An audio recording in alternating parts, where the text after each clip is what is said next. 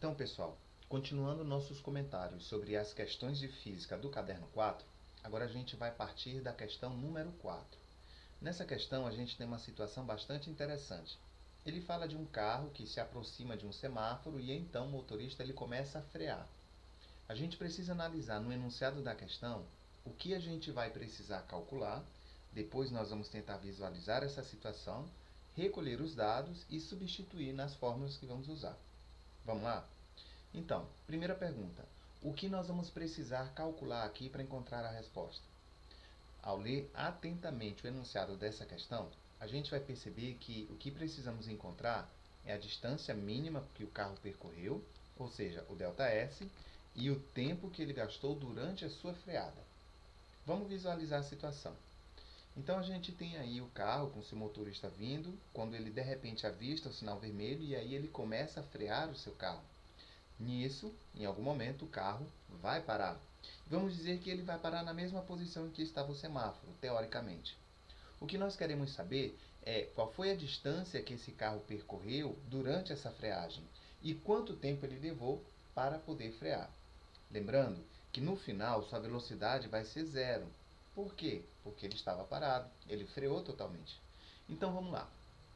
Já que são duas perguntas, nós vamos dividir o nosso cálculo em duas etapas. A primeira etapa para encontrar a distância que ele percorreu durante a freagem. Por isso, nós vamos utilizar os dados. A velocidade inicial desse carro é 20 metros por segundo. A sua aceleração é menos 5 metros por segundo. Aqui é importante destacar que essa aceleração é negativa porque se trata de uma freagem, ou seja, a velocidade vai diminuir. Então, nós precisamos de uma aceleração negativa. E a sua velocidade final é 0 metros por segundo. Para calcular a distância percorrida, vamos utilizar a equação de Torricelli. Percebam que eu marquei de vermelho aí o ΔS, porque esse é o fator que nós vamos procurar ao realizar esse cálculo. Fazendo a substituição dos dados que a gente já coletou, nós vamos ter o seguinte: 0 ao quadrado, que é igual a 20 ao quadrado, mais 2 vezes menos 5 vezes ΔS. Aqui o procedimento é muito parecido com o que a gente fez anteriormente. Só preciso alertar vocês que a gente vai ter que fazer um jogo de sinal aqui, ó. Percebam, mais e menos. Muito cuidado nesse jogo de sinal. Lembrem-se de efetuar primeiro a potenciação, depois a multiplicação. No final, vocês vão precisar isolar o ΔS, que é o que nós realmente queremos saber. Resolvida essa primeira parte da equação, agora a gente vai calcular outra resposta, que é o tempo que ele gastou durante essa freagem. E aí é muito simples. A gente poderia utilizar a função da posição ou a função da velocidade. Usar a função da velocidade nessa situação é muito mais prático. Então é ela que nós vamos utilizar. Para quem não lembra, a função da velocidade é velocidade final, que é igual a velocidade inicial mais a aceleração vezes o tempo. Marquei o tempo de vermelho porque é ele que nós vamos procurar aqui. Fazendo a substituição, nós vamos ter 0 é igual a 20 menos 5t. Agora o restante do procedimento eu acredito que vocês já sabem, não é? Aqui o que nós vamos fazer? Passar o 20 para o primeiro membro da equação, trocando o seu sinal, e no final nós vamos isolar o t. É isso, pessoal. Para a quarta questão, o método de resolver é apenas esse. Vamos então para a última questão desse caderno. Na quinta questão, nós estamos falando de um avião que vai decolar. Nessa situação, a gente precisa primeiro analisar o que vai ser procurado.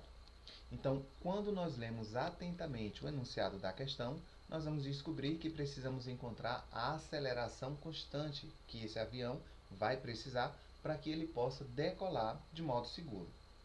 Já que nós vamos procurar a aceleração, vamos ter em mente agora a equação de Torricelli. Percebam que eu marquei de vermelho a aceleração porque ele é o fator que nós vamos procurar aqui. Ao ler novamente o enunciado, vamos agora destacar quais são os dados que nós temos.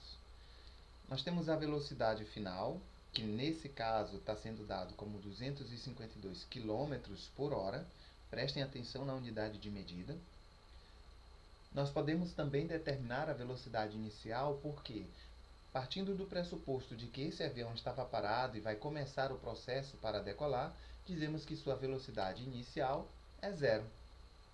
E nós vamos ter também a distância percorrida. De acordo com o enunciado, é 1960 metros.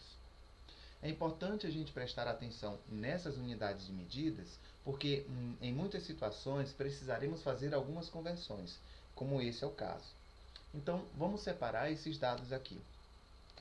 Percebam aí que quando se trata da velocidade final, que está em quilômetros por hora, eu precisei fazer uma conversão de quilômetros por hora para metros por segundo. Como que a gente faz isso? Nós vamos dividir 252, vamos dividir esse valor por 3,6. Fazendo essa divisão, nós vamos encontrar 70 metros por segundo.